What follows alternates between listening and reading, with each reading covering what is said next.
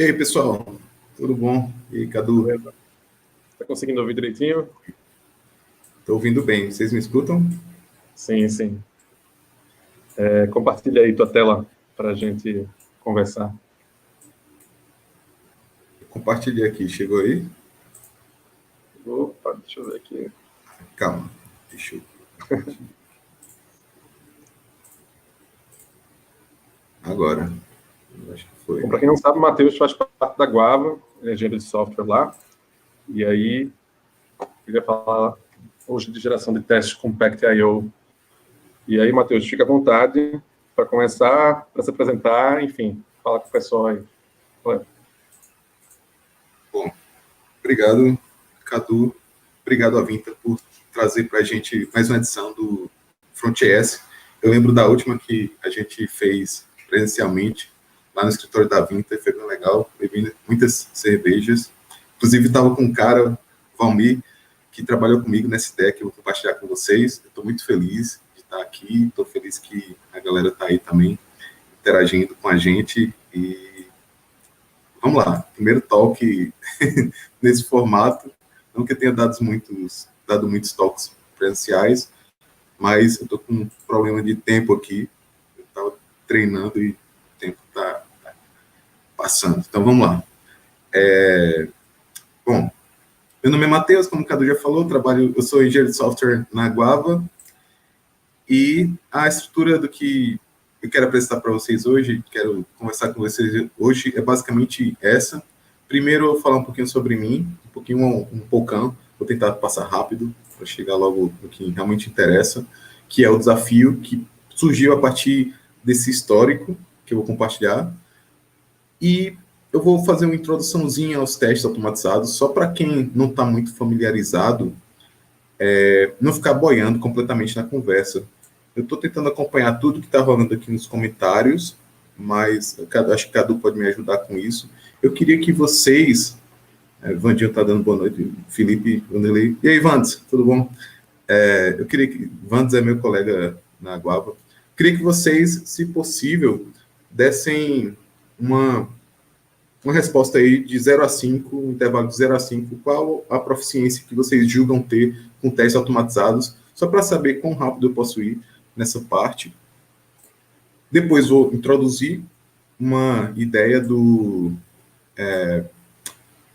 o Pact.io, que foi a ferramenta que a gente usou para atacar o problema que eu vou apresentar na sessão do desafio, e em seguida vou compartilhar uma ideia que surgiu de acordo com o contexto que a gente tinha na época, o desafio que a gente estava enfrentando, e como a gente estava usando o Pact, surgiu a ideia de usar o Pact de um jeito um pouquinho diferente do que aparentemente ele foi proposto, de como ele foi proposto para ser utilizado.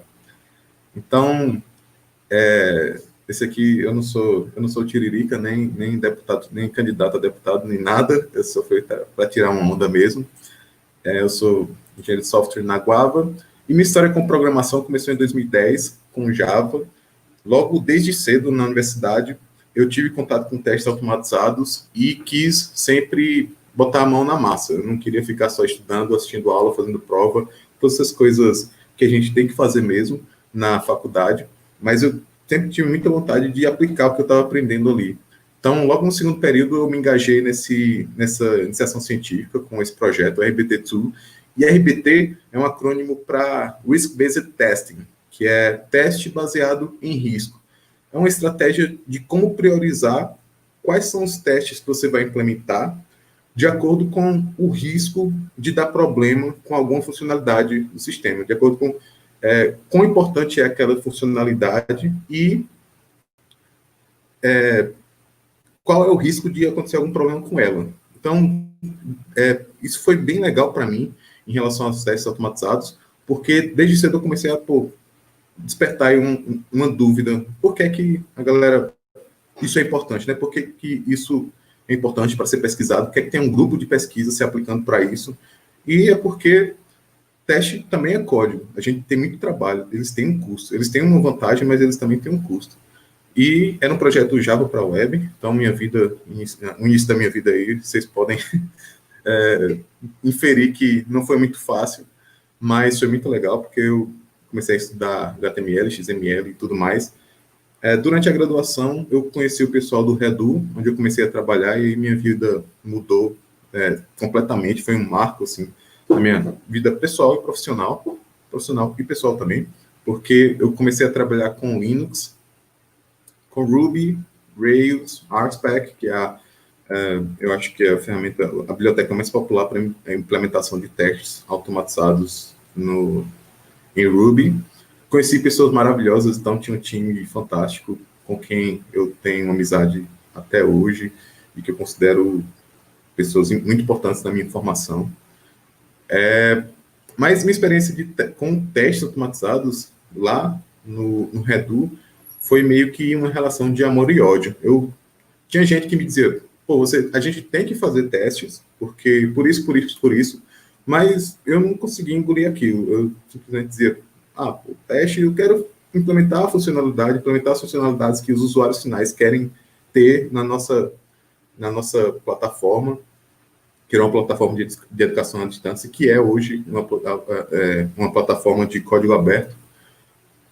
E quero resolver os bugs e, normalmente, quando a gente está implementando, trabalhando com testes automatizados, a gente passa muito tempo na linha de comando, né? Sem mexer muito com o que o usuário vai ver lá na outra ponta, o usuário final.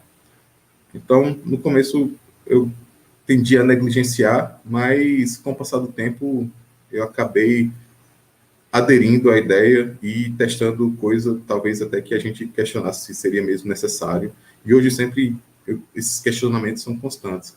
Acho que quem lida com testes automatizados sempre se pergunta como é que a gente vai testar isso?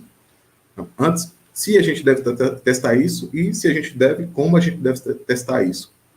Mas eu cheguei até a implementar testes automatizados para migração do banco de dados, por exemplo, que é o código que a gente roda uma vez e nunca mais na vida olha para ele. E em 2014, o pessoal do Redu me convidou para participar da empresa que eles fundaram, que é uma empresa de consultoria de software, e lá aprendi muito sobre APIs, mexi com o Alpha, vou passar rapidinho aqui, e comecei a me perguntar, pô, eu estou implementando uma aplicação Rails aqui, monolítica, tudo bem, mas será que não seria interessante? Porque o que rola mesmo na real, né, tem uma parte que roda no cliente, que é no navegador do usuário, e tem uma parte que roda no servidor, e essas partes se comunicam. Será que não seria interessante a gente pensar isso, não como o Rails propõe, provavelmente como o Django propõe, como um bloco só, mas cada um bloco à parte, com sua própria complexidade, talvez com sua própria suite de testes? E aí, essa pergunta ficou na minha cabeça em background. Em 2015, quando eu me formei em ciência da computação, eu fiquei com a ideia de fazer um mestrado, mas essa ideia também ficou em background, até que em 2016 eu comecei a trabalhar na Trustvox, que era uma cliente da Eloquent, e essa pergunta aí de enxergar as coisas com sua própria complexidade veio à tona com muito mais força, porque a Trustvox é um produto que se instala dentro das páginas de produtos de comércio eletrônico. Então, se a gente interferir em como as coisas acontecem ali, isso tem um impacto grave sobre o funcionamento dos negócios, tanto dos clientes das Trustvox e, por tabela, para o próprio negócio da Trustvox, né? Porque se eles quebrassem o cliente provavelmente iria dizer tchau, adeus.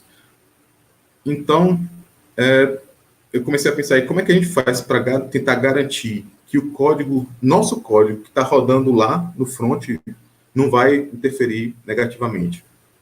E eu comecei a estudar bastante sobre as tecnologias que eu não conhecia. O nosso widget, que era instalado nas páginas dos produtos dos clientes, era implementado todo em Backbone.js, por limitações de latência mesmo, que tinha que ser tinha que ser carregado o mais rapidamente possível. Então, ele tinha aí um widget completamente funcional. Naquela época, a gente tentava otimizar ele para ele ficar o mais compacto possível. Tinha 2 KB. Isso era bem bacana, mas a gente não tinha testes para eles. Eu cheguei até a tentar bolar uma estratégia o teste que a gente tinha era manual, tinha uma página index em que a gente basicamente renderizava o widget como se estivesse na página dos clientes mais importantes, assim, para tentar garantir que está tudo funcionando direitinho. Eu tentei até fuçar, tentar descobrir mais a respeito e testar essa ferramenta, o Nightwatch JS. Hoje, eu acho que o que mais se compara com ela seria o Cypress JS, que eu nunca mexi com Cypress, mas escutei colegas falarem e me lembrou que é meio que uma estratégia, uma tentativa de implementar testes de integração ou de ponta a ponta a partir do JavaScript. Porque a gente tem uma abordagem que parte do back-end, tentando carregar, por exemplo, digamos, carregar a aplicação toda e rodar os testes sobre ela, mas também a gente pode fazer isso do lado do JavaScript, aí cada abordagem tem seus prós, seus contras, seus desafios. Em 2017, eu finalmente concretizei o sonho de virar um aluno de mestrado, pelo menos em 2017. Felizmente, eu consegui concluir, eu acho. Tenho que depositar ainda a dissertação, mas eu pesquisei justamente sobre microserviços e fui muito feliz porque eu consegui casar isso bem com a minha próxima empreitada profissional, que foi na Interage, que é uma empresa de desenvolvimento de software também, que tem base em Recife e em Petrolina, que por coincidência é a minha cidade natal. E eu sou muito grato ao pessoal da Interage por ter me acolhido naquela época e por ter me liberado para falar sobre o desafio que a gente enfrentou. Então, obrigado aí, Valmir, Kel, Pedro, todo o pessoal de Petrolina também, uma experiência fantástica. E, basicamente, o desafio que a gente tinha lá era... A gente já tinha um produto de sucesso com o cliente, mas esse cliente queria expandir. Esse produto, basicamente, otimizava a maneira como os fluxos de trabalho eram realizados pelos funcionários desse cliente nosso. Mas eles achavam que o nosso impacto, através de software, poderia ser expandido para outras frentes de trabalho lá dentro. Frentes de comercialização. Era uma distribuidora, uma empresa de distribuidora, e eles tinham frentes de comercialização, frentes de vender mesmo os produtos. Então, eles queriam criar um ecossistema de produtos que pudesse ser comercializado para outras empresas, de maneira modular. De forma que, se um cliente não quer comprar uma parte, tudo bem. De repente, ele não faz uma atividade específica, como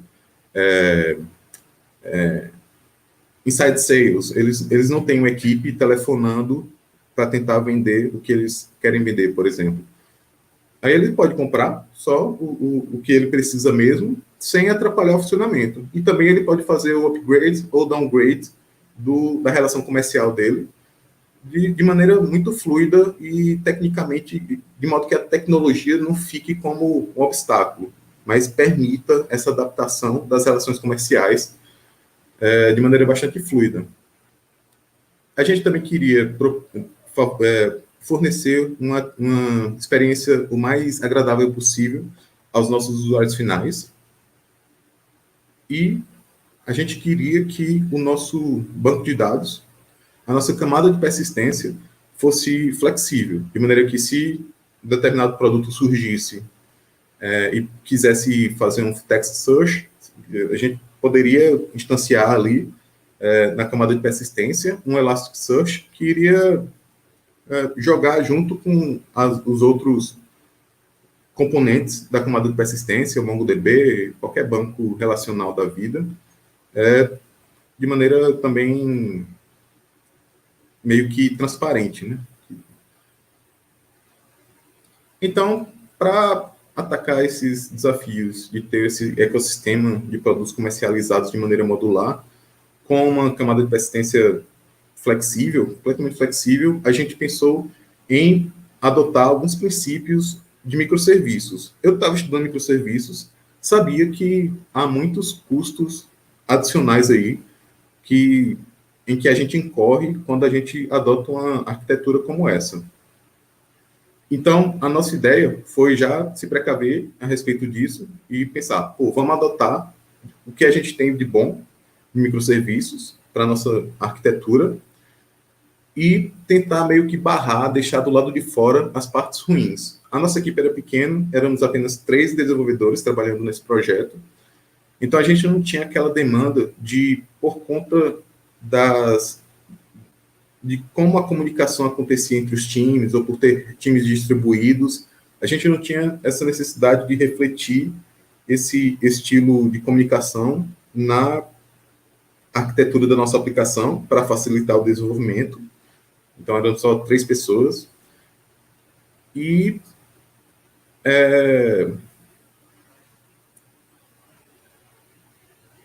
a gente pensou em pegar só as coisas boas, né? E eu acho que tem muita coisa boa de microserviços, muitos princípios bacanas que podem servir até para projetos com arquiteturas monolíticas, como é o caso do Rails, que eu posso falar com propriedade. Django, eu sou um cara de Ruby, né? Eu esqueci de falar, estou aqui no evento de JS, que eu curto também, eu curto transitar entre essas outras linguagens, mas o meu foco mesmo é Ruby, e eu tenho desenvolvido principalmente com Rails. Então, até para o Rails, a gente consegue aplicar muitos princípios, como automatizar tudo, ter um serviço de integração contínua, de entrega contínua, fazer vários deploys a uns dias, ter ciclos rápidos, que já são princípios do Agile, mas que meio que as boas práticas de microserviços meio que reforçam essas boas práticas, essa cultura. Então, para o desafio de interfaces fluidas para os nossos usuários finais, a gente decidiu adotar o React. Não era algo que a gente sabia, que o time desenvolvia, todo mundo tinha bastante experiência com o desenvolvimento de aplicações Rails, mas React era algo novo para a gente, e a gente já incluiu essa curva de aprendizado aí no âmbito do gerenciamento do projeto. A gente sabia que sim. E a gente tinha vontade de aprender React, o time estava disposto a aprender. Um outro desafio que a gente enfrentou foi o entrosamento da equipe, porque eu era novato, né? As 2 outras pessoas já estavam trabalhando há mais tempo, mas eu tinha entrado há pouco tempo na equipe, então a gente teve que sobrepor esse desafio e tinha muita coisa para aprender, né? A arquitetura de microserviços, React, a gente não tinha uma cultura de implementação de testes automatizados e a gente queria facilitar tudo com... Isso não foi algo que surgiu desde o começo do projeto, mas no meio do caminho a gente percebeu que a integração contínua, já utilizando o Pact e tudo mais, seria muito útil para a gente. Então, a gente também precisou aprender como fazer isso e implementar. Então, os testes, normalmente, teste é algo que, quando uma pessoa desenvolvedora, ela ouve essa palavra, ou alguém diz, a gente precisa fazer um teste para isso, né, como se fosse a cruz para o diabo, né? Foge dos testes, desenvolvedoras fogem dos testes, eu acho, de testes automatizados, como o diabo foge da cruz. Mas eu até que compreendo o porquê disso, né? Eu já falei que tive uma atitude semelhante no começo, quando eu primeiro me deparei com essa ideia, mas porque é outra coisa que a gente tem que aprender. A gente já tem que aprender a desenvolver com JavaScript, tem milhares de bibliotecas de JavaScript. Aí depois tem que aprender a fazer ainda os testes, e às vezes é um obstáculo porque emperra a gente tem que rodar um suite de testes que demora 10, 20 minutos. Então, eu nem vi, né, quão rápido. Essa aqui já é a parte Essa aqui já é a parte que eu estou falando sobre testes. Eu espero que a maior parte do pessoal tenha um conhecimento intermediário sobre os testes, então não vou me demorar muito aqui, mas é meio chato mesmo. Às vezes, além de ter que esperar tudo, às vezes localmente ou no serviço de integração contínua, tem teste que falha intermitentemente, então é um saco, porque depois a gente tem que botar para rodar tudo de novo, se a gente quiser ter um build verde antes de apertar o botão de merge no pull request. Mas o que é que são esses danados desses testes, né? Eles são, basicamente, código que verifica código. Então, aqui no meio, fiz uma representaçãozinha aqui. A gente teria o código dos testes e o código da nossa aplicação aqui em cima, junto com os dados que a gente pode dar de entrada para os testes. A computação é basicamente a junção disso, né? O algoritmo, nosso algoritmo, com os dados que aquele algoritmo processa. Então, depois que a gente define direitinho aqui, em linguagem de programação, não ambígua e tudo mais, seguindo as regras do jogo de conversar com computadores, né? O que é que deve ser testado, o que a gente quer testar, o teste pode nos dar 3 tipos de resultados possíveis. O primeiro deles é, tudo bem, seu programa está funcionando como você especificou que ele deveria funcionar, a gente não sabe se você especificou certo, né? Isso aí já é outro problema. Mas se você se tudo estiver de acordo com o que você especificou, tudo passa, o build verde. Se não, falha, ou se tiver alguma coisa no errado, a aplicação quebrar, o teste quebrar, a aplicação quebrar, a gente não pode dizer se está funcionando como esperado ou não, porque nem rolou de testar. Então, um exemplo bem básico, um Hello World de testes automatizados aqui, a gente tem o código da nossa aplicação. Aqui é uma classe pessoa que tem um nome e quando a gente chama greet, ele retorna uma mensagem. E aqui o teste, ele tem o setup, que é a inicialização do nosso objeto que vai ser testado, o exercício, que é a invocação desse método, e a verificação, que garante que o que for retornado aqui vai ser igual a esse string que a gente está definindo. Se passar, a gente tem um resultado como esse. Se não, aqui eu mudei só para, em vez de Mary, botei Maria, com Y, para falhar, né? E aqui o teste, no caso desse teste simplesinho, ele mostra bem bonitinho o que é que ele esperava, que é essa linha de baixo, e o que é que ele está recebendo, que é essa linha de cima, e o que já nos dá o caminho das pedras, né, do que é que precisa ser ajustado aí para fazer o teste passar. Aqui a gente tem, eu adicionei um erro, eu removi a linha que estava carregando a classe da nossa aplicação, a person, e ele falhou também com o erro.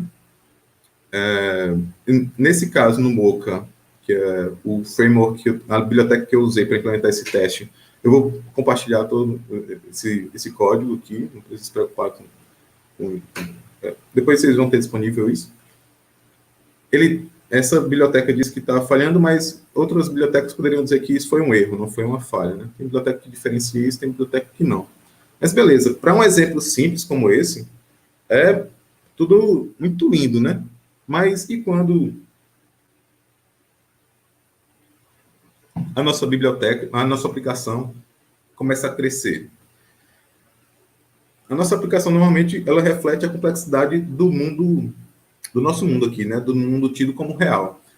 Então, quando a gente precisa calcular lógicas de tributos muito complexas, ou calcular o quanto a gente vai cobrar para transportar alguma coisa de um ponto A para o ponto B, dependendo da distância, dependendo das rotas que a gente vai utilizar, do meio de transporte, se vai ser por carro, por avião. Então, a gente vai jogar tudo na nossa aplicação. Quando a nossa aplicação precisa se comunicar com a camada de persistência, com o banco de dados, com Elasticsearch, com Message Broker, quando a gente quer implementar uma interface bonitona, né, fluida, para os nossos usuários finais, ou então quando a gente precisa processar alguma coisa que é muito custosa para ser processada, demora algum tempo e não quer fazer isso quando está servindo a uma requisição, quer jogar isso em outro processo para depois dar uma resposta para o usuário, isso tudo começa a complicar os nossos testes, né? E aumentar a complexidade da aplicação também. Do lado da aplicação, a gente começa a perceber alguns padrões, né? A gente começa a tentar, nós humanos, humanos que lidam com software, começamos a tentar observar e meio que estabelecer umas arquiteturas padrões ali para facilitar a vida de quem precisa se deparar com problemas como esse.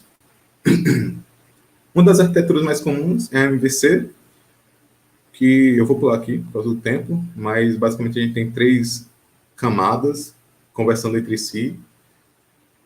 E também, ao mesmo tempo, do lado dos testes, os testes também vão acompanhando esse aumento de complexidade e a gente começa a tentar bolar estratégias, nomenclaturas, taxonomias. Eu gosto muito dessa referência, o Software Testing Fundamentals, porque elas são meio que uma maneira... Essas nomenclaturas podem ser muito conflitantes. Alguém pode usar uma nomenclatura, o nome de um jeito num lugar, e depois outra pessoa usa o mesmo nome para dizer alguma coisa ligeiramente diferente. Eu gosto dessa referência porque ela tenta meio que dar um rumo aí para cada um desses nomes.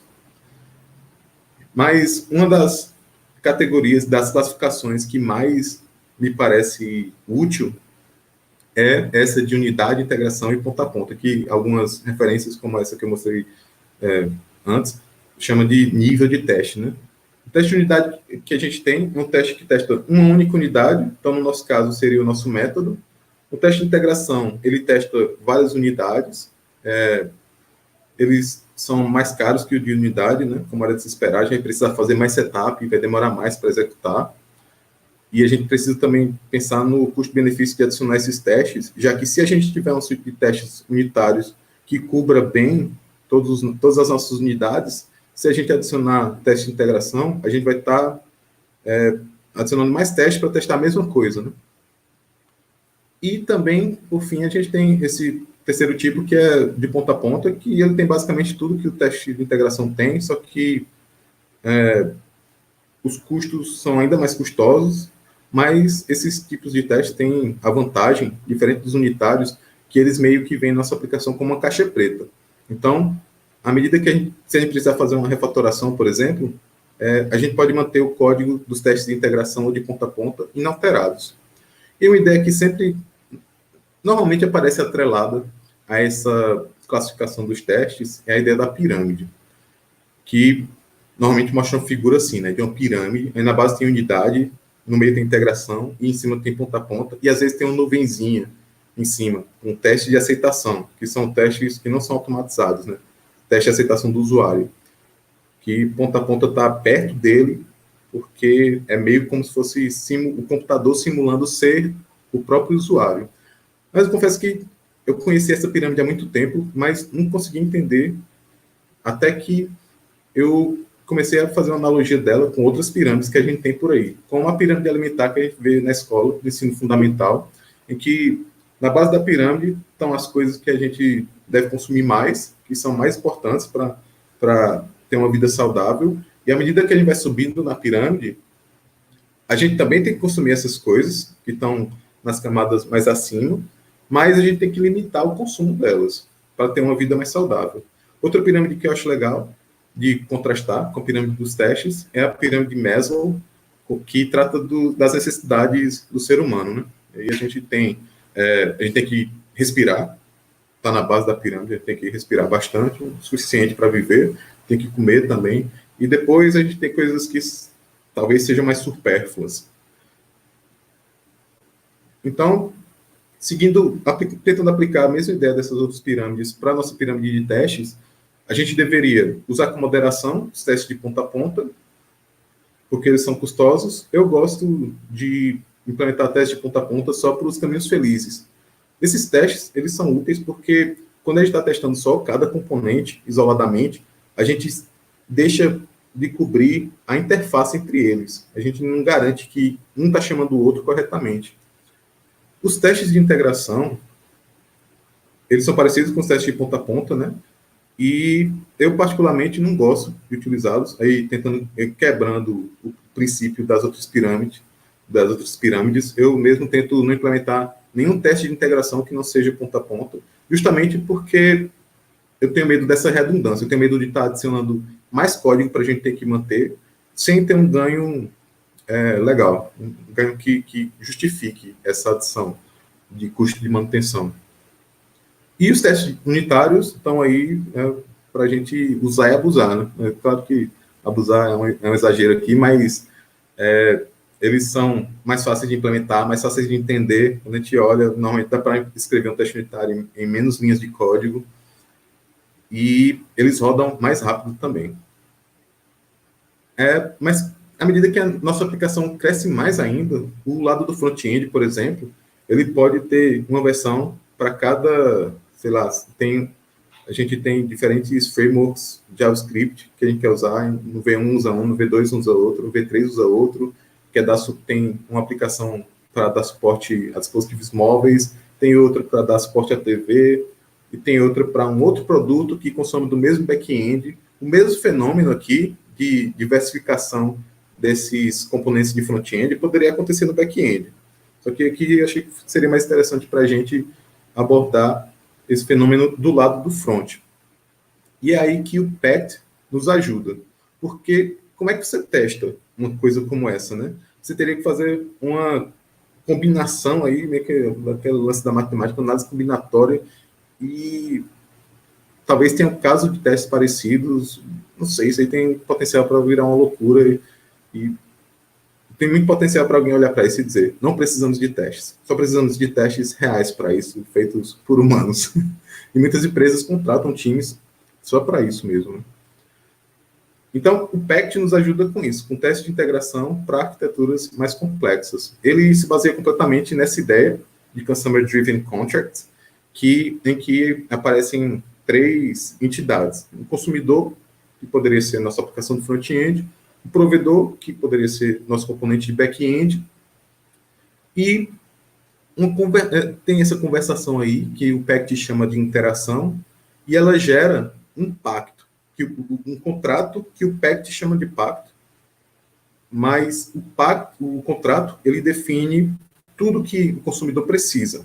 Então, quem manda aqui é o consumidor, também como na vida real, né? Mas quem manda é o consumidor, e o provedor não vai fazer nada que o consumidor não precise. Isso é bem interessante, tem uns paralelos com code smells, como a generalização especulativa, de a gente não querer adicionar muito código na nossa aplicação de back-end, por exemplo, já imaginando que no futuro o front-end provavelmente vai precisar disso, então vamos adicionar logo. Aí essa abordagem aqui diz, não, você só vai adicionar o que o seu consumidor disser que ele precisa. Assim que você tiver isso especificado no contrato. Se você não tiver, você não adiciona. Isso ajuda a não adicionar código morto, né, deixar a aplicação mais enxuta, e também a controlar um pouco a nossa ansiedade, que é mais ou menos o que acontece com o TDD também, né, que é aquela abordagem de implementar os testes primeiro. Às vezes a gente fica querendo fazer tudo ao mesmo tempo. Se a gente parar, definir um caso de teste e disser, agora a gente vai satisfazer esse caso de teste aqui. Acho que tem um paralelo bem bacana aí com o TDD e com esse CodeSmell que eu citei. E isso também tem uma implicação interessante, que é, a gente vai precisar começar a implementar do front-end. Então, quem está acostumado, acho que principalmente desenvolvedores back-end, né, que eventualmente tem que implementar alguma coisa no front, quem está acostumado a implementar sempre primeiro o front, o back, vai ter que se adequar a essa realidade aí, se quiser usar essa abordagem, de implementar primeiro o consumidor, porque é através da implementação dele que vão ser gerados os contratos que devem ser cumpridos pelo provedor. E o contrato é esse protocolo, né? O PACT é simplesmente uma implementação do Consumer Driven Contract. Ele é um ecossistema, é um conjunto de bibliotecas que estão disponíveis para a gente, open source, JavaScript, claro, não poderia deixar de faltar, já que JavaScript é tão importante no front-end, e que essa ideia de Consumer Driven se aplica perfeitamente ao nosso contexto aqui de aplicações de front-end consumindo de back-end. E tem também o Ruby, que é a minha praia, né? O PACT, o que ele faz é basicamente simular um provedor, quando a gente está implementando os testes do front-end. E quando a gente executa os testes do front-end, ele vai gerar o pacto que deve ser seguido pelo provedor. Eu falei provedor, foi? Quando a gente implementa os testes do consumidor, ele gera o pacto que deve ser seguido pelo provedor. E depois, baseado no contrato, que é a execução dos testes no consumidor gerou, ele vai meio que rodar uma suite de testes que a gente não precisa escrever para o provedor. Um exemplo, para ficar mais concreto aqui. Aqui é a visão geral de um teste compact, usando o JavaScript. E o que a gente vai ter basicamente aqui no nosso setup é o setup do provedor, da nossa aplicação. Aqui a gente vai configurar uma interação, que a gente vai ver já já, o teste e um teardown. Mas a gente vai ver cada um desses por partes. O provedor é um processo que vai rodar quando a gente estiver executando os testes, e ele vai fingir que é o nosso provedor real, provider aqui. A gente descreve que eu chamei de BackRB, a aplicação de back-end, que eu implementei também um exemplinho, vou mostrar já já.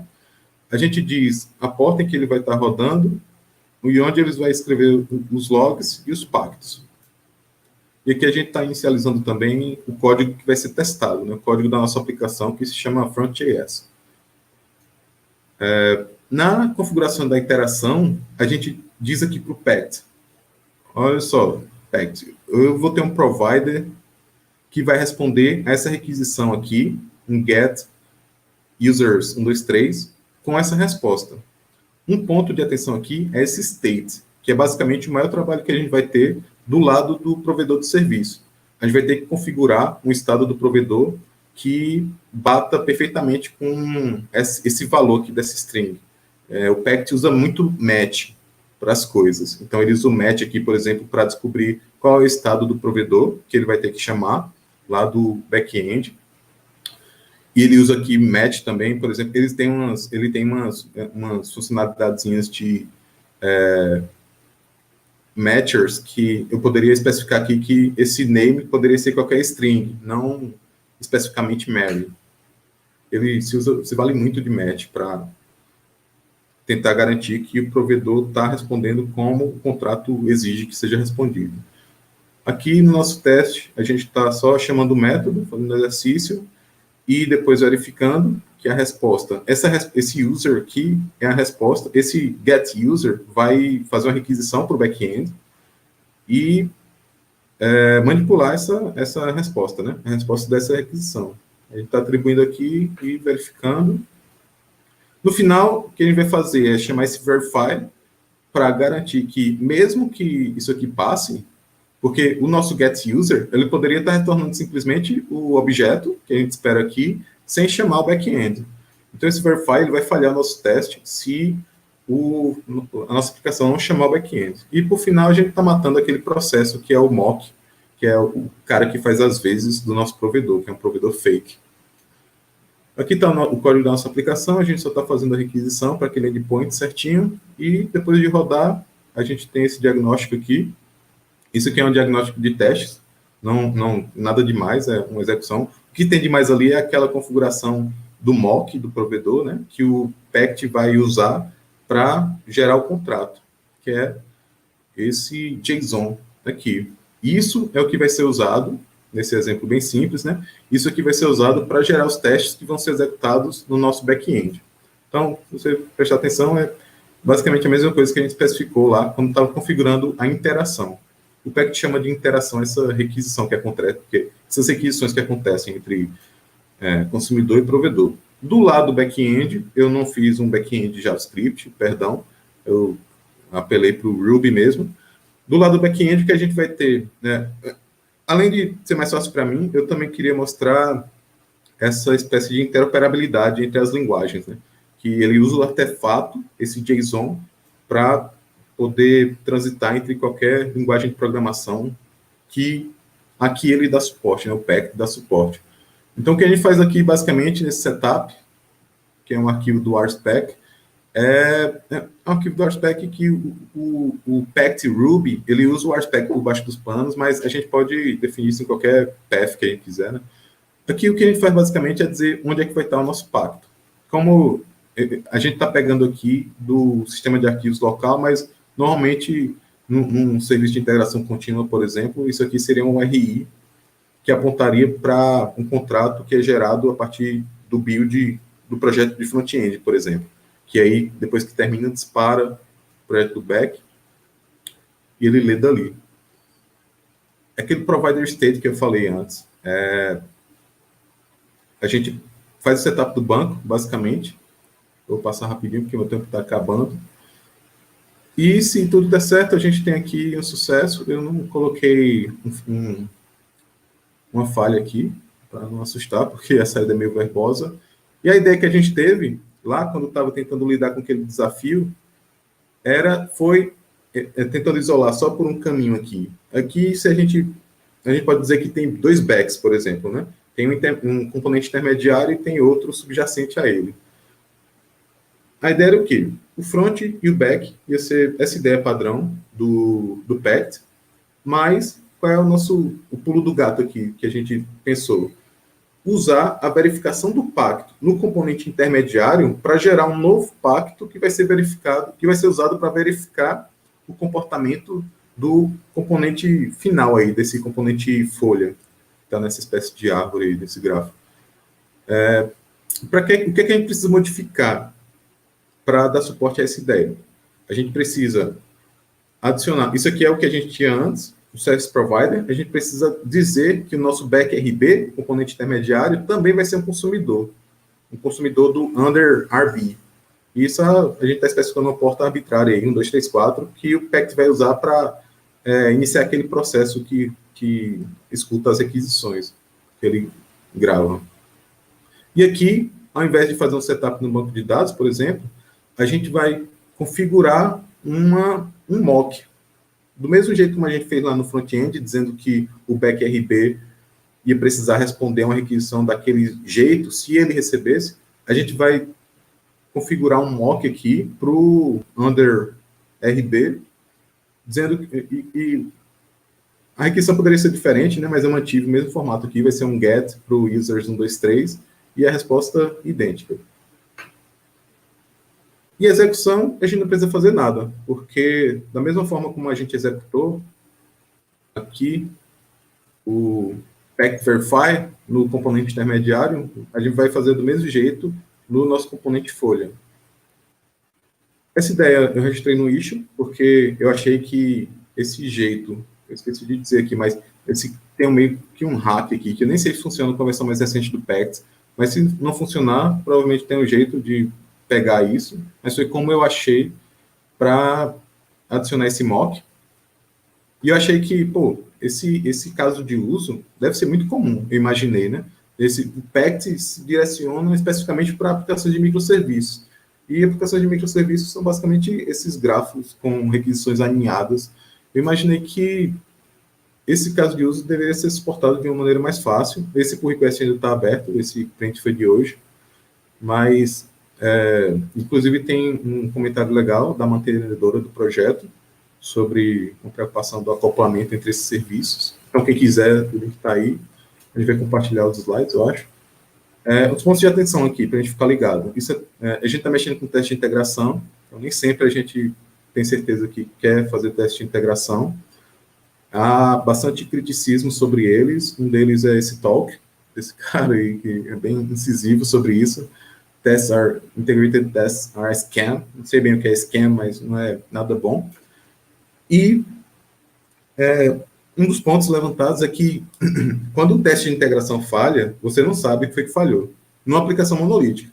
Imagine numa aplicação com vários microserviços, que alguma coisa dá errado ali no meio do caminho, muito dificilmente você vai saber. A gente está trabalhando aqui com geração de código, né? Existe aquela síndrome do não foi feito aqui, que muita gente prefere, eu quero implementar os testes na mão, me deixa fazer isso. Para gente que não tinha experiência, eu achei que fosse uma ideia muito boa gerar todos esses testes do back a partir da a partir da execução dos testes do front.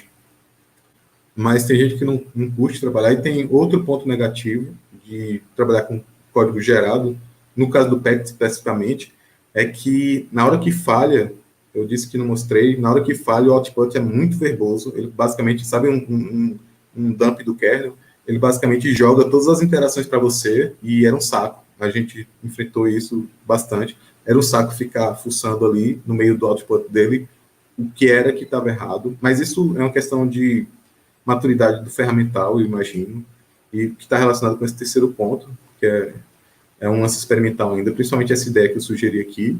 E uma ideia, para terminar, quase no tempo, mais uma ideia que nem é uma ideia minha, não é uma ideia nova, nem que essas outras ideias sejam novas, mas essa ideia já é uma ideia velha, eu só queria reforçar aqui, que como é legal a gente estar movimentando essa comunidade, estar interagindo entre si, se juntando, mesmo em tempos de pandemia.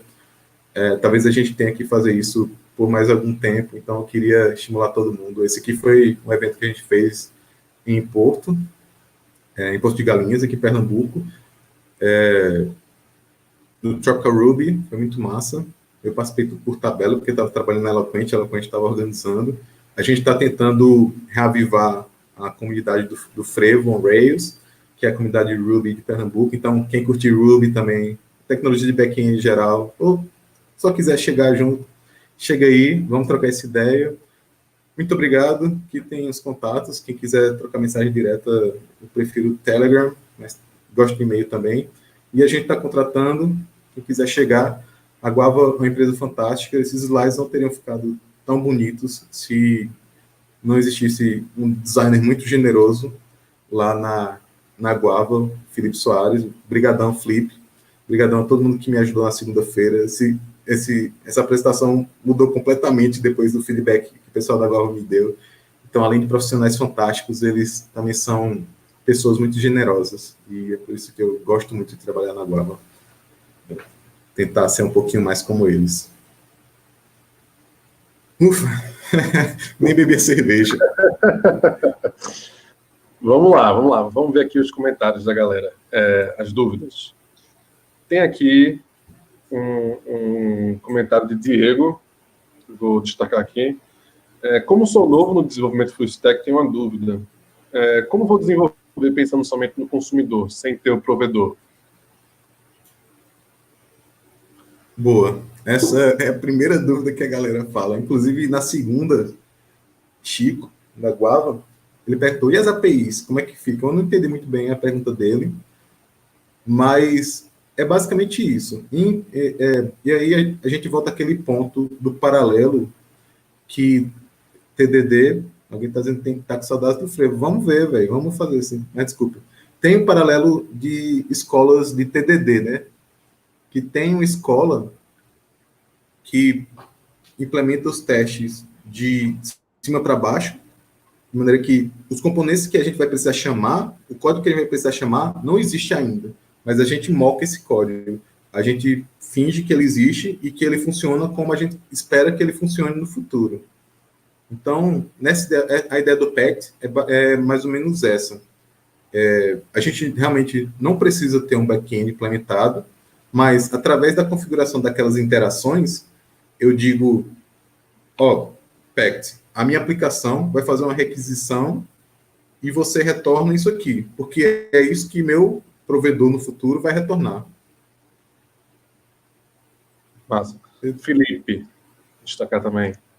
Esses matches não vão engessar a aplicação, já que nós dependemos deles para gerar os testes? Boa pergunta também. E aí, uma boa parte da base de código do PACT, eu acho que tenta atacar esse problema através daquelas definições de matchers. Eu estou usando matchers, que é uma nomenclatura do RSpec, mas é basicamente quando eu estou tentando verificar a igualdade entre duas coisas, dos strings, por exemplo. Eu não preciso dizer... Não sei se string é um exemplo bom, mas eu não preciso dizer que minha string precisa ser exatamente aquele valor ali. Eu posso dizer que aquilo tem que ser um string, por exemplo. Ou eu posso dizer que aquilo tem que ser um objeto com... Aquele valor tem que ser um objeto JavaScript, por exemplo, com determinadas chaves. Então, o PACT, essa funcionalidade do PACT, ela tenta deixar os nossos pactos mais flexíveis, de maneira que a gente não precisa sempre responder daquele jeito exatamente. E, além disso, a gente vai poder sempre configurar o banco de dados, por exemplo, ou qualquer coisa que a gente precise consultar através do estado do provedor, daquela configuração do estado do provedor do serviço.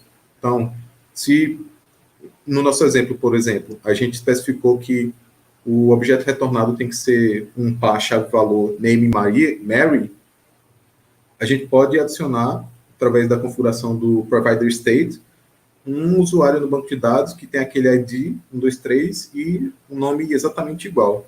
Então, a gente tem essas duas possibilidades. Configurar o provedor, o que a gente quer retornar, e usar matchers flexíveis do PACT. Massa. Bom, a gente chegou ao final dessa palestra, lembrando só que a Guava também está contratando, quem quiser entra nesse link que está aqui abaixo e dá uma olhada lá em que tipo de profissional eles estão precisando. Beleza, Matheus? Valeu. Obrigadão. Valeu. Obrigadão, Cadu. Obrigadão, pessoal.